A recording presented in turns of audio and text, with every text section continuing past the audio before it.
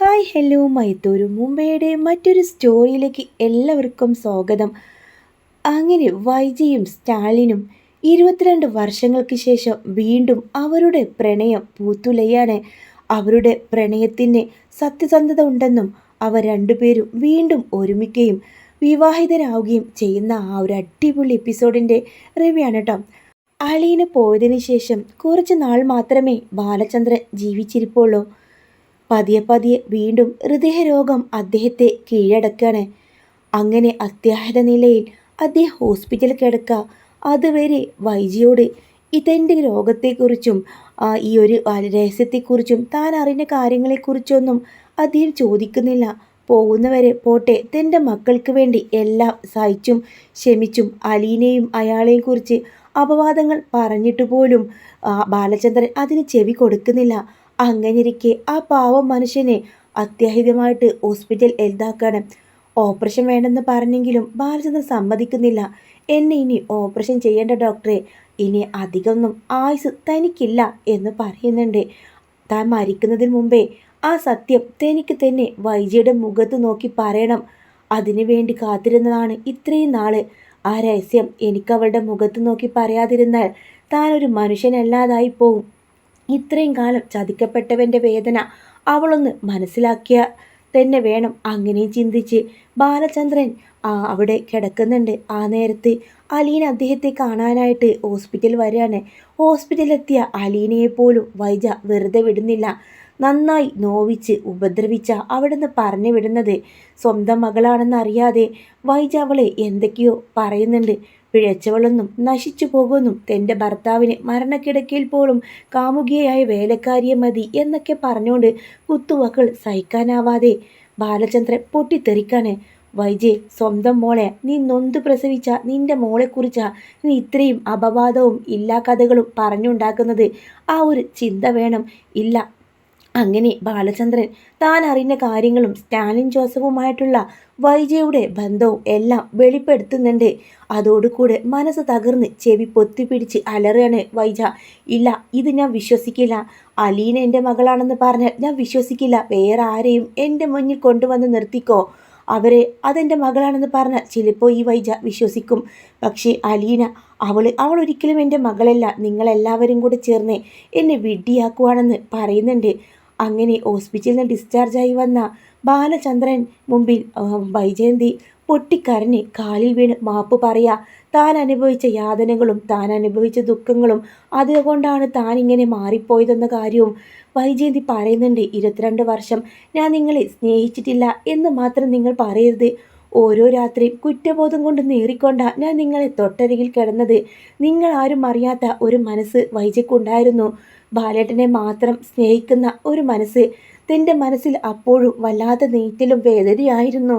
ഞാൻ ഈ പാവം മനുഷ്യനെ ചതിക്കുവാണല്ലോ എന്ന് ഞാൻ എൻ്റെ ഏട്ടന്മാരോട് കാല് പിടിച്ച് പറഞ്ഞതാ എനിക്കൊരു വിവാഹം വേണ്ടെന്ന്. പക്ഷേ എല്ലാവരും കൂടെ കുടുംബത്തിൻ്റെ നാണക്കേടും മാനക്കേടും ഓർത്ത് തന്നെ നിർബന്ധിച്ചു. ഒന്നും അറിയാത്ത ബാലചന്ദ്രനോട് എല്ലാം തുറന്ന് പറഞ്ഞാലോ എന്ന് പലവട്ടം ചിന്തിച്ചതാ. പിന്നെ ആണുങ്ങളെ ഒന്നും വിശ്വസിക്കാനാവില്ല, എല്ലാവരും ചതിയന്മാരാ എന്നൊരു ഉള്ളിൻ്റെ ഉള്ളിലുള്ള ഒരു തോന്നലായിരുന്നു എന്നെ അഹങ്കാരിയും എല്ലാ തന്നിഷ്ടക്കാരിയും ആക്കി മാറ്റിയത്. ഈ ലോകത്തോട് തന്നെ എനിക്ക് വെറുപ്പായിരുന്നു. ദൈവത്തോടും തൻ്റെ കുഞ്ഞിനെ ഞാൻ എത്രമാത്രം ആഗ്രഹിച്ചതാ. എന്നെ കാണാൻ പോലും മുമ്പേ അതിനെ മരണമെടുത്തു കൊണ്ടുപോയി. അങ്ങനെ ഒരു തോന്നലായിരുന്നു. അല്ലാതെ ബാലചന്ദ്രനെ ഞാൻ ഒരിക്കലും സ്നേഹിക്കാതിരിക്കുകയോ അഹങ്കാരിയായി ഭാര്യയായി മാറിയതിൻ്റെ പിന്നിലെ കാര്യം വൈജയന്തി വെളിപ്പെടുത്തുന്നുണ്ട്. ഒടുവിൽ വൈജയുടെ ഒരു കുറ്റസമ്മതവും തന്നെ വെറുക്കരുതെന്നും തനിക്ക് മാപ്പ് തരണമെന്നും പറഞ്ഞ് ബാലചന്ദ്രൻ്റെ കാലിൽ വീഴാണ്. അതോടുകൂടെ പാവം ബാലചന്ദ്രൻ്റെ മനസ്സലിയുന്നുണ്ട്. വൈജയെ ചേർത്ത് പിടിക്കുന്നുണ്ട്. നിന്റെ മോളാ എന്നെ ഇങ്ങനെ മാറ്റിയത്. സകലയും വെറുപ്പും എല്ലാം അടിച്ചു തകർക്കാനും നിന്നെ കൊല്ലാനുള്ള ധ്വനിയോടുകൂടിയാ ഞാനിങ്ങോട്ട് വന്നത്. ആ സമയത്താ അറ്റാക്ക് വന്ന് ഞാൻ ഹോസ്പിറ്റലായത്. എന്നെ രക്ഷിച്ചതോ നിന്റെ മകൾ അലീന. അവളെ എന്നെ രക്ഷിച്ച് ഹോസ്പിറ്റലെത്തിച്ച് ഞാൻ സ്വയം ഒന്ന് പദം വരുത്തി. അങ്ങനെ അലീന ഇവിടുന്ന് പോകാൻ നിൽക്കുമ്പോഴാ സത്യങ്ങളൊക്കെ ഞാനറിഞ്ഞെന്ന് ഞാൻ അവളെ ബോധ്യപ്പെടുത്തിയത്. ഞാൻ പിടിച്ചു നിർത്തിയോണ്ടാ അവൾ പോവാതെ. അവൾക്കൊരിക്കലും നിന്നോട് ദേഷ്യമില്ല. നിന്റെ ജീവിതം തകർന്ന് കാണാതിരിക്കാനാ അവൾ ഒടുവിൽ ഇവിടുന്ന് പോവാമെന്ന് എന്നെ കാലു പിടിച്ച് പറഞ്ഞപ്പോൾ എൻ്റെ കുടുംബത്തോടും തൻ്റെ മക്കളോടും അവൾ ചെയ്തതോർത്തപ്പോൾ അതിന് നന്ദിയെങ്കിലും അവളോട് കാണിക്കണമെന്ന് എനിക്ക് തോന്നി. അങ്ങനെ ഞാൻ അവളുടെ അച്ഛനായ സ്റ്റാലിൻ ജോസഫിനെ കയ്യിൽ കാണുകയും അദ്ദേഹത്തെ ഏൽപ്പിക്കുകയും ചെയ്തു. ഇതറിഞ്ഞ വൈജ നെറ്റിലൂടെ ബാലചന്ദ്രനെ നോക്കുന്നുണ്ട്. സ്റ്റാലിനെ കണ്ടെന്നോ? അതെ, നിന്റെ മുൻ കാമുകൻ. ഒരു ഭർത്താവും സഹിക്കാൻ വയ്യാത്ത കാര്യങ്ങളാ അതൊക്കെ. പക്ഷേ ഞാനതൊക്കെ സഹിച്ചു. അതെല്ലാം അലീനയ്ക്ക് വേണ്ടിയായിരുന്നു. അവൾ എന്നോടും എൻ്റെ മക്കളോടും ചെയ്ത ആ പുണ്യപ്രവൃത്തി ഓർത്ത് മാത്രമായിരുന്നു അവളെ സുരക്ഷിതമായിട്ടൊരിടത്തേക്ക് എത്തിക്കണമെന്ന് ഞാൻ ആഗ്രഹിച്ചിരുന്നു. എന്നിട്ട് സ്റ്റാലിൻ്റെ കൂടെയാണോ അലീന എന്ന് ചോദിക്കുന്നുണ്ട്. അതെ, അയാളുടെ കൂടെയാ. അയാളുടെ കുടുംബത്തിലെ എല്ലാവർക്കും അറിയാം ഇപ്പോൾ അയാൾ അവളുടെ മകളാണെന്ന്. പക്ഷേ വൈജെ, അവളെപ്പോലെ ഒരു മകളെ പ്രസവിച്ചതാ നീ ലോകത്ത് ചെയ്ത ഏറ്റവും വലിയ പുണ്യം. അവളുള്ളോണ്ടാ ഞാൻ പോലും നിന്നോട് ക്ഷമിച്ചതെന്ന് പറഞ്ഞ് വൈജയെ ചേർത്ത് പിടിക്കുന്നുണ്ട്. അവൾ ഇത് അറിഞ്ഞാൽ ഒരുപാട് സന്തോഷിക്കും. നമ്മ രണ്ടുപേരും പരസ്പരം ഒന്നായെന്നറിഞ്ഞാൽ ഈ ലോകത്ത് ഏറ്റവും കൂടുതൽ സന്തോഷിക്കുന്നതും ഈ അലീനയായിരിക്കും. അന്നേരത്ത് ബാലചന്ദ്രൻ്റെ ഫോണിലേക്ക് അലീനയുടെ വീഡിയോ കോൾ വരുന്നുണ്ട്. വൈജയന്തിയോട് പറയും, അലീനയാ വിളിക്കുന്നത്. എനിക്കെൻ്റെ മോളെ മുഖത്ത് നോക്കാൻ പോലും ഒരു ധൈര്യമില്ല. അവളെൻ്റെ മകളാണെന്ന് പോലും എനിക്ക് വിശ്വസിക്കാനാവുന്നില്ല. നിനക്ക് ഞാൻ പറഞ്ഞ വിശ്വാസമില്ലേ? നിൻ്റെ മകൾ മരിച്ചു പോയിട്ടില്ല. നിൻ്റെ അച്ഛനും ചേട്ടന്മാരും കൂടി ചേർന്ന് അവളെ അനാഥയാക്കിയതായിരുന്നു. അങ്ങനെ ആ ഒരു സമയം വൈജ മാറി നിൽക്കാട്ടോ. അലീനയുടെ ആ ഒരു ക്യാമറയിൽ പെടാതെ ബാലചന്ദ്രൻ കുറച്ച് സമയം അലീനയുമായിട്ട് സംസാരിക്കുന്നുണ്ട്. എന്നിട്ട് ഫോൺ കട്ട് ചെയ്യാണ്. പിൻമോളെ, നിന്നെ കാണാൻ ഞാൻ വരുന്നുണ്ടെന്ന് പറയുകയാണ്. അല്ലെങ്കിൽ ഇത്രയും ദൂരം വരേണ്ട അച്ഛാ, അച്ഛനെ കാണാൻ ഞാൻ അങ്ങോട്ട് വരാം എന്ന് പറയുന്നുണ്ട്. അലീനക്കറിയാം അവിടെ ഇപ്പോൾ എൻ്റെ അമ്മയുണ്ട്. അമ്മ എന്നെ തിരിച്ചറിഞ്ഞു. മനുവേട്ടൻ പറഞ്ഞത് അമ്മക്കത് വിശ്വസിക്കാനായിട്ടില്ല എന്നാണ്. അങ്ങനെ അലീന ബാലചന്ദ്രനെയും വൈജയും കാണാനായിട്ട് നിൽക്കുന്ന സമയത്താണ് അവളെ നെട്ടിപ്പിച്ചുകൊണ്ട് ഒരു ഫോൺ കോൾ അവളിലേക്ക് വരുന്നത്. ബാലചന്ദ്രൻ എന്നേക്കുമായി ഈ ലോകത്തിൽ നിന്ന് വിട്ടുപോയെന്ന് കേട്ടതും അലീന അലറിക്കരയാണ്. സ്റ്റാലിൻ ജോസഫ് അലീനയുടെ കരച്ചിൽ കേട്ടാണ് അങ്ങോട്ട് വന്നത്. എന്താ മോളെ, അച്ഛൻ പോയി എന്ന് എന്താ പെട്ടെന്ന് പറ്റിയതുപോലൊന്നും അലീനക്ക് അറിയില്ലായിരുന്നു. അങ്ങനെ എല്ലാവരും ആ ഒരു ഹാളിൽ തന്നെ ആ ഒരു ബോഡി ഇങ്ങനെ വെച്ചിട്ടുണ്ടാവും. എല്ലാവരും വരുന്ന കൂട്ടത്തിൽ അലീനയും സ്റ്റാലിൻ ജോസഫും വരുന്നുണ്ട്. വൈജയന്തിയാണല്ലോ എല്ലാം നഷ്ടപ്പെട്ടവളെ പോലെ ഒരു മൂലക്കൽ വിദൂരത്തേക്ക് കണ്ണും നട്ട് നീവജപം പോലെ ഇരിക്കുന്നത് കാണാം. ആരും അവളെ ആശ്വസിപ്പിക്കാനില്ല, പൊട്ടിക്കരയുന്നില്ല. എന്തോ വല്ലാതൊരു ആകാന്തത അവളുടെ മനസ്സിലുണ്ട്. വൈജയ്, എണീറ്റ് ഇത്തിരി വെള്ളമെങ്കിലും കുടിക്കേ, കമലയെടുത്തി വന്ന് അവളോട് പറയുന്നുണ്ട്. അപ്പോഴും ഒരു പ്രതികരണവുമില്ല. അങ്ങനെ ബാലചന്ദ്രൻ്റെ സംസ്കാരമെല്ലാം കഴിഞ്ഞു. വൈജ അതേ ഇരിപ്പാണ്. ഒരു തുള്ളി വെള്ളം കുടിക്കുന്നില്ല. അവളുടെ അബോധാവസ്ഥയിലാണോ എന്ന് പോലും സംശയിച്ചു പോവും. അങ്ങനെ വൈജയുടെ മാനസിക നില തെറ്റിക്കഴിഞ്ഞിരുന്നു. ഒരിക്കൽ അവൾ വിചാരിക്കാത്ത പോലെയാണ് അവളുടെ ജീവിതത്തിലേക്ക് ഓരോ പ്രശ്നങ്ങൾ വന്നത്. അവൾ ഒരിക്കലും പ്രതീക്ഷിച്ചതല്ല. തൻ്റെ മകൾ ജീവിച്ചിരിക്കുന്നു, തൻ്റെ ഭർത്താവ് മരിച്ചുപോയി എന്നെല്ലാം കേട്ടതും അത് മനസ്സിൽ വല്ലാതെ മുറിവായി മാറിയിരുന്നു. അങ്ങനെ ഒരു ഭ്രാന്തിയായി മാറാൻ കേട്ടോ. ഹോസ്പിറ്റലായിരിക്കും ഈ സമയം. കുറച്ച് ദിവസങ്ങളൊക്കെ ഹോസ്പിറ്റലിലും സൈക്കാട്രിസ്റ്റും മനോനില തെറ്റിയ രീതിയിൽ ഒരു ഹോസ്പിറ്റലിലാണ്. എന്നാൽ അലീന സ്റ്റാലിനോട് പറയുന്നുണ്ട്, കുറച്ച് നാളെങ്കിലും തനിക്ക് അമ്മയുടെ കൂടെ നിൽക്കണം, അമ്മയെ കാര്യങ്ങളെല്ലാം നോക്കണം. എന്തിന്? നിന്നെ തിരിച്ചറിയാത്ത, നീ മകളാണെന്ന് പോലും വിശ്വസിക്കാതെ അവളെ ശുശ്രൂഷിക്കാൻ നീ പോകുന്നോ? പക്ഷേ എനിക്കറിയാം അതെൻ്റെ അമ്മയാണെന്ന്. എനിക്കെൻ്റെ അമ്മയെ പഴയതുപോലെ കൊണ്ടുവരണം പപ്പ ഇതിന് എതിരൊന്നും പറയരുത്. അങ്ങനെ സ്റ്റാലിനും സമ്മതം അറിയിക്കാണ്. അങ്ങനെ ഹോസ്പിറ്റലിലേക്ക് എത്തി അലീന അവളുടെ കാര്യങ്ങളൊക്കെ നോക്കുമ്പോൾ എല്ലാവരെയും എതിർക്കുന്ന വൈജയന്തി അലീനയുടെ സ്പർശനത്തിലും അവളുടെ സ്നേഹത്തിലും അങ്ങ് ഇല്ലാതായി പോവാണ്. അവൾ സ്വന്തം മകളാണെന്ന് അറിയില്ല. ആരെയും ഇപ്പോൾ വൈജയ്ക്ക് തിരിച്ചറിയില്ല. ഒരു ഭ്രാന്തി, അത്രയാണ് ഒരു മനോനില തെറ്റിയ ഭ്രാന്തിയാണ് കേട്ടോ. അങ്ങനെ ഡോക്ടർമാരുടെ നിർദ്ദേശപ്രകാരം വൈജയന്തിക്ക് വേണ്ടി പരിചരണങ്ങളെല്ലാം ചെയ്തത് അലീനയാണ്. പതിയെ അലീന വീണ്ടും വൈജയെ പഴയ സ്റ്റേജിലേക്ക് കൊണ്ടുവരുന്നുണ്ട്. ഒരിക്കൽ മുടിയെല്ലാം ചീകി വൈജയുടെ അരികിലേക്ക് ഇരിക്കായിരിക്കും അലീന പെട്ടെന്ന് അവളുടെ കയ്യിൽ പിടിക്കുന്നുണ്ട്. ആ സമയം അലീന അത്ഭുതത്തോടു കൂടെ നോക്കണം. ഇത്രയും കാലം ഒരു ജീവജബലം പോലെ ഇരുന്ന ആൾ ഒരു പ്രതികരണം പോലും ഉണ്ടായിട്ടില്ല. ഒരു ശബ്ദമോ ഒന്നും തന്നെ ഉണ്ടായിരുന്നില്ല. ആ ആളാണ് തൻ്റെ കയ്യിൽ പിടിക്കുന്നത്. മോളെ എന്ന് വിളി കേട്ടതും അലീന നെട്ടിലോടെ വൈജയെ നോക്കുക. എൻ്റെ പൊന്നുമോളെ എന്ന് പറഞ്ഞുകൊണ്ട് അലീനയുടെ രണ്ട് കവിളും പിടിച്ച് തുരുതുര ഉമ്മ വെച്ചുകൊണ്ട് അവളെ ഇങ്ങനെ ചേർത്ത് പിടിക്കാട്ടോ. നിന്നെ നിന്നെ ഞാൻ അറിഞ്ഞില്ലല്ലോ, ഈ അമ്മ നിന്നെ എൻ്റെ മകളാണെന്ന് അറിഞ്ഞിട്ട് പോലും ഞാൻ വിശ്വസിച്ചില്ല എൻ്റെ മോളെ എന്ന് പറഞ്ഞ് പൊട്ടിക്കരയുന്നുണ്ട്. വൈജയുടെ ഓർമ്മശക്തിയും അവളുടെ മനോനിലയും ശരിയായിട്ട് വരുന്ന ഒരു അടയാളം കൂടെയായിരുന്നു. പെട്ടെന്ന് തന്നെ വൈജയന്തി താഴേക്ക് പോയി ബോധം മറയുന്നുണ്ട്. ഡോക്ടർ പറയും ഇത് നല്ലൊരു ലക്ഷണമാണ്, അലീനയെ തിരിച്ചറിഞ്ഞല്ലോ, ഇനി പതിയെ ഈ ഒരു മരുന്ന് കണ്ടിന്യൂ ചെയ്താൽ മതി, വൈജയന്തി നോർമലാവും എന്ന് പറയാണ്. അങ്ങനെ വൈജയം കൊണ്ട് പോകുന്നത് അവളുടെ നെടുമ്പുരക്കിലേക്കല്ല, കുളത്തുപോയിലെ അവളുടെ വീട്ടിലേക്കാണ് അവൾ കൊണ്ടുപോകുന്നത്. അവിടെ സ്റ്റാലിനോട് കുറച്ച് ദിവസം മാറി നിൽക്കാൻ പറയുന്നുണ്ട്.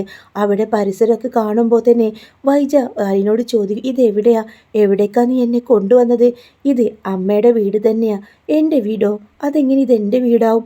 അങ്ങനെ പഴയ വൈജ, അങ്ങ് ഈ 22 വർഷം ദേഷ്യവും വാശിയും തെൻ്റെയൊന്നും കാണിച്ച വൈജ അല്ലാട്ടോ, അങ്ങ് ആഗ്രയിൽ ജീവിച്ച ആ വൈജയുടെ ആ മനസ്സും അതെല്ലാം ആ ഒരു നൈർമല്യവും അവളുടെ ആ ഒരു സ്നേഹ സംസാരവും ഒക്കെ അവൾക്ക് വീണ്ടെടുത്ത് കിട്ടുന്നുണ്ട്. അങ്ങനെ ലാസ്റ്റ് അസുഖമൊക്കെ പൂർണ്ണമായി ഭേദമാവുമ്പോഴാണ് സ്റ്റാലിൻ ജോസഫിൻ്റെ എൻട്രി അവിടേക്ക്. സ്റ്റാലിനെ കണ്ടതും വൈജ നെട്ടലോടെ അലീനയെ നോക്കുന്നുണ്ട്. അമ്മ എന്തിനാ നെട്ടുന്നത്? ഇതെൻ്റെ പപ്പ, ഓർമ്മയില്ലേ, ഒരുപാട് കാലം നിങ്ങൾ ഒരുമിച്ച് ജീവിച്ചും ഒരുപാട് സ്നേഹം പങ്കിട്ടു, 6 മാസത്തോളമെങ്കിലും നിങ്ങൾ ഒരുമിച്ച് ജീവിച്ചില്ലേ? എന്നിട്ട് ഈ പപ്പയെ കാണുമ്പോൾ എന്തിനാ അമ്മ നെട്ടുന്നത്? അമ്മയുടെയും പപ്പയുടെയും കൂടെ ജീവിക്കാൻ ഞാൻ ഒരുപാട് ആഗ്രഹിച്ചിട്ടുണ്ട്, പക്ഷേ ഒരിക്കലും നടക്കില്ലെന്ന് എനിക്കറിയാം. അത് ഒരാഗ്രഹം മാത്രമാണ്. നമുക്ക് പോവാം മോളെ എന്ന് ഒന്ന് താഴേക്ക് നോക്കി വൈജ പറയുന്നുണ്ട്. ആ പോവാം. പപ്പയോട് ഒന്നും പറയാനില്ലേ അമ്മയ്ക്ക്? ആ സമയം നിറഞ്ഞ കണ്ണുകളോടെ വൈജ സ്റ്റാലിനെ നോക്കിക്കൊണ്ട് പറയുന്നത്, എനിക്കൊന്നും അറിയത്തില്ലായിരുന്നു, ഇവിടെ വരുന്നവരെ എനിക്കൊന്നും അറിയില്ലായിരുന്നു. ഞാൻ കരുതിയത് സ്റ്റാലിൻ എന്നെ ചതിച്ചെന്നാ. പക്ഷേ ഇപ്പോൾ എൻ്റെ മോള് പറഞ്ഞു എന്നോടെല്ലാം എന്താണെന്ന് സംഭവിച്ചതെന്ന്. എല്ലാത്തിനും കാരണം എൻ്റെ കൂടപ്പിറപ്പുകളാണെന്ന കാര്യം ഞാൻ അറിഞ്ഞില്ല. സ്റ്റാലിനെ കൊലപാതകം ചെയ്യാനായിട്ട് അവർ കൊലപ്പെടുത്താനായിട്ട് ശ്രമിച്ചെന്നും സ്റ്റാലിൻ ഒരുപാട് കാലം ഹോസ്പിറ്റലാണെന്നും ഒന്നും ഞാൻ അറിഞ്ഞില്ല. വലിയ ചതിയാ നമുക്ക് ചുറ്റും നടന്നത്. എനിക്ക് ക്ഷമ ചോദിക്കാനേ പറ്റൂ എന്ന് പറഞ്ഞ് വൈജ അടുത്തേക്ക് വരുന്നുണ്ട്. വൈജ, നീ എന്തിനാ എന്നോട് ക്ഷമ ചോദിക്കുന്നത്? ഞാനല്ലേ നിന്നോട് ചോദിക്കേണ്ടത്? നിന്നെ ഞാൻ അന്വേഷിച്ച് വന്നില്ല, നീ എനിക്ക് വേണ്ടി കാത്തിരുന്നു. നമ്മുടെ 2 കുടുംബക്കാരും കൂടെ ചേർന്ന കളിയായിരുന്നു നമ്മുടെ 2 പേരുടെയും ജീവിതം അപ്പുറത്തും ഇപ്പുറത്തും ആയത്. എൻ്റെ അപ്പനും അനിയന്മാരും കൂടെ എന്നെ ചതിച്ചു. എൻ്റെ ഒരു കല്യാണക്കത്ത് അവരുടെ കയ്യിൽ കൊടുത്തു വിട്ടു. ഞാൻ വിവാഹം കഴിച്ചെന്ന് ഒരു ചതിയനാണെന്ന് നീ മനസ്സിലാക്കി. നിന്നെ ഉപേക്ഷിച്ചും നിന്നെ മോളിൽ കാണാതെ ഞാൻ എത്രമാത്രം ഒരുങ്ങിയെന്ന് അറിയാമോ?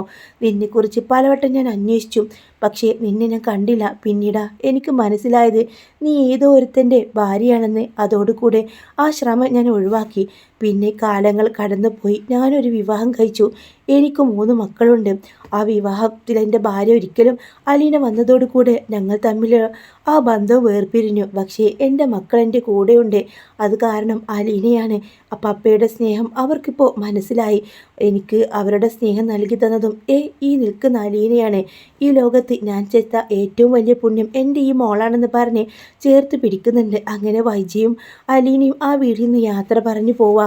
ഇനി ഇവിടെ നെടുമ്പുരയ്ക്കൽ കുറച്ച് നാൾ വൈജയ്ക്കൊപ്പം നിൽക്കാമെന്ന് അലീന പറഞ്ഞിരുന്നു.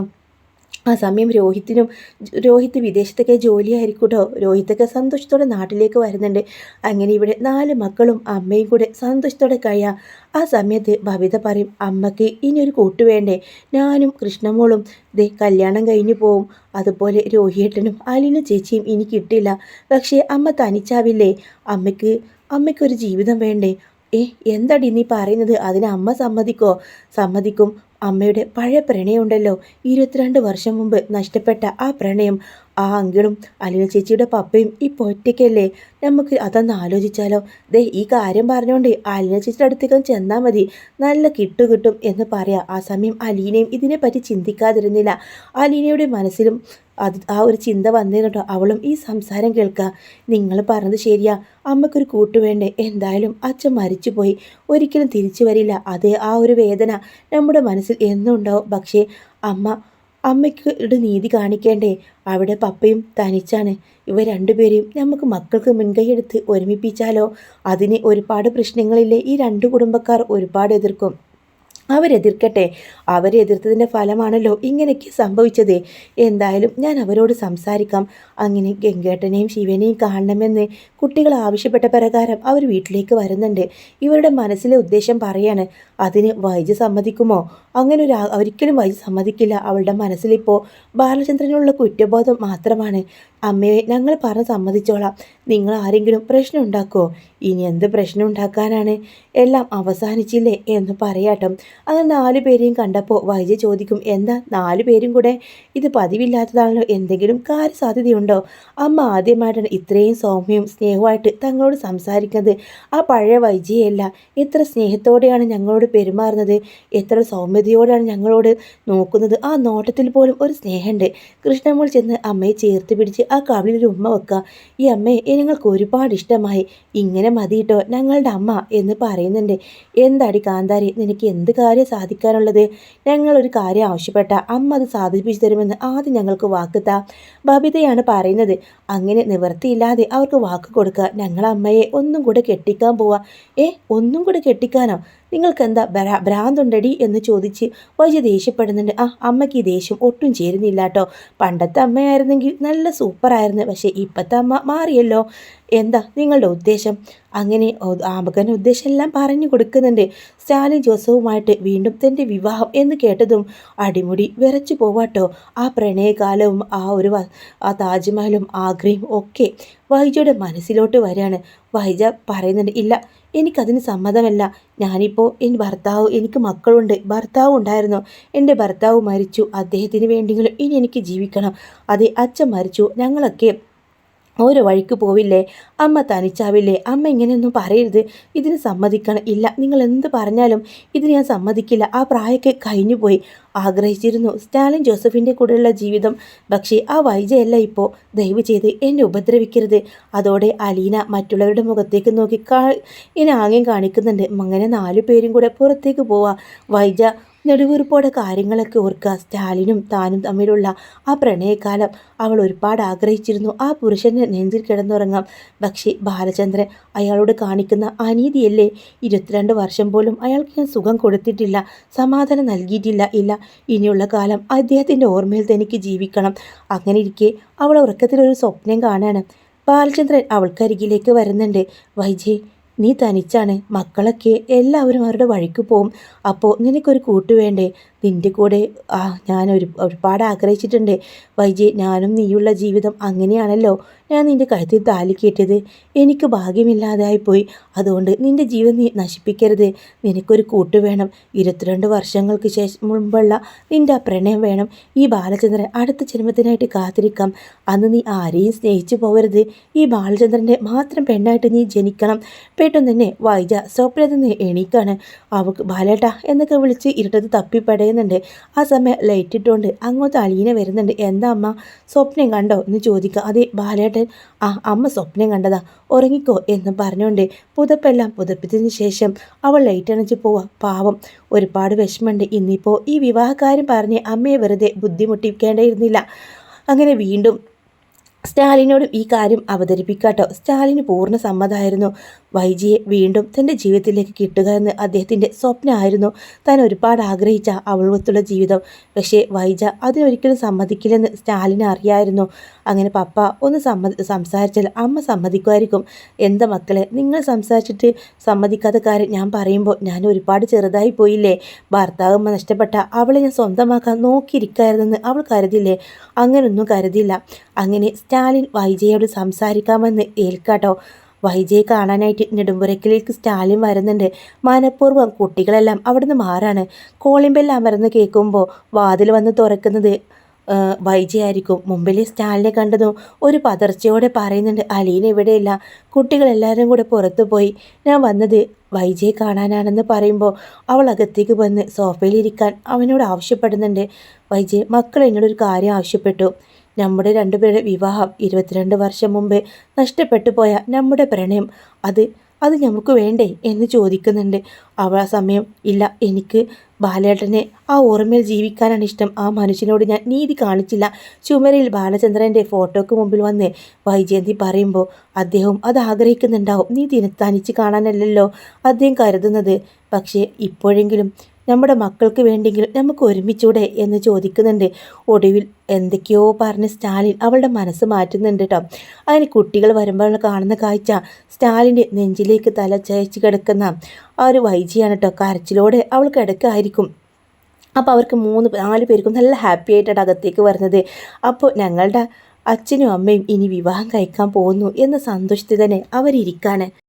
അങ്ങനെ സ്റ്റാലിനും വൈജിക്കും സമ്മതമാണെന്നറിഞ്ഞതോടെ ഇനിയിപ്പോൾ വേണ്ടത് കടപ്പാട്ടൂരിലെയും അതുപോലെ ഓതിക്കുട്ടിച്ചേൻ്റെയൊക്കെ സമ്മതമാണ്. ആ സമ്മതത്തിനായിട്ട് അലീന അവരോട് ചോദിക്കാം എന്ന് തന്നെ തീരുമാനിക്കാട്ടോ. അങ്ങനെ ഓതിക്കുട്ടിച്ചേനോട് ഈ വിഷയം അവതരിക്കുമ്പോൾ വയസ്സായില്ലേ, ഇനിയിപ്പോൾ ഞാനത് നോക്കുന്നില്ല, എന്തായാലും നിങ്ങളുടെ സന്തോഷം അതാണെങ്കിൽ അത് തന്നെ നടക്കട്ടെ. ഓതി കുടിച്ച് സമ്മതം അറിയിച്ചു. ഇനി ഗംഗേട്ടനും ശിവേട്ടനൊക്കെയാണ് അറിയിക്കേണ്ടത്. എന്നാൽ അവർക്കും വലിയ സമ്മതക്കുറവൊന്നുമില്ല.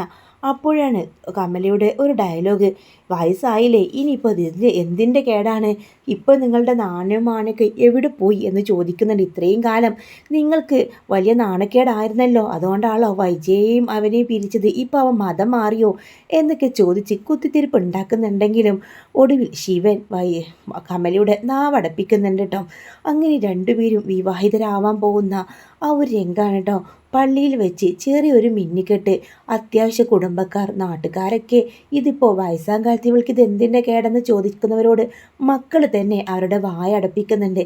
അങ്ങനെ 22 വർഷങ്ങൾക്ക് ശേഷം വീണ്ടും ആ പ്രണയം പൂത്തുലയാണ്. ഒരു ചെറിയ മിന്നിക്കെട്ട്, വെള്ള സാരിയിൽ അതീവ സുന്ദരിയായി ഒന്നും കൂടി ചെറുപ്പമായതുപോലെ തോന്നുന്നുണ്ട്. അമ്മയെ കണ്ടാലെന്ന ബബിതയുടെ കമൻറ്റ് കേട്ടതോടെ നാണത്തോടെ വൈജ പറയുന്നുണ്ട്, ഒന്ന് പോയേ ബബി എന്ന് പറയാം, ഇതൊക്കെ നിങ്ങളുടെ പണിയാണ്. എന്നാലും അമ്മയ്ക്ക് ഇത്തിരി സന്തോഷമല്ലേ, 22 വർഷം മുമ്പ് സ്റ്റോപ്പ് ചെയ്ത പ്രണയം വീണ്ടും മുട്ടിട്ട് തുടങ്ങുകയാണ്. ബബിതയുടെ കളിയാക്കലോട് കൂടെ തന്നെ വൈജ അവളോട് നേരെ ദേഷ്യപ്പെടുന്നുണ്ട്. ആ ദേഷ്യത്തിൽ പോലും ഉണ്ട് കേട്ടോ ഒരു നാണം. അങ്ങനെ എല്ലാവരുടെ മുമ്പിൽ വെച്ച് വീണ്ടും ഒരു മിന്നിക്കെട്ടാണ്. ബാലചന്ദ്രൻ്റെ ആ ഒരു ആത്മാവ് അവരെ നോക്കി ആശീർവദിക്കുന്ന പോലെയുണ്ട്. എന്നാലും ആ കണ്ണിലെ വേദന കാണാം. ആ കണ്ണീരിന് ഒരു അതുണ്ടായിരുന്നു. അടുത്ത ജന്മമെങ്കിലും നീ എൻ്റേത് മാത്രമായിട്ട് ജനിക്കണേ വൈജ എന്നൊരു ധ്വനി ബാലചന്ദ്രൻ്റെ കണ്ണുകളിൽ കാണാം. അങ്ങനെ അലീനക്കാണല്ലോ തൻ്റെ അച്ഛനെയും അമ്മയും ഒരുമിച്ച് കിട്ടി അവൾ കാണാൻ ആഗ്രഹിച്ചിരുന്ന ഒരു കാഴ്ചയായിരുന്നു. അവൾ അച്ഛൻ്റെയും അമ്മയുടെയും കൂടെ ഒരുമിച്ച് നിന്ന് ആ ഒരു ആഗ്രഹട്ടോ അവിടെ പൂവണിഞ്ഞത്. അങ്ങനെയാണ് മയത്തോരും മുമ്പയുടെ ക്ലൈമാക്സിലേക്ക് എത്തുന്നത്. അപ്പോൾ ആ ഒരു കല്യാണത്തിന് ചിന്നുമോളും ഷെറീനും അതുപോലെ രേവതിക്കുട്ടി മാമച്ചനും എല്ലാവരും പങ്കെടുക്കുന്നുണ്ട്.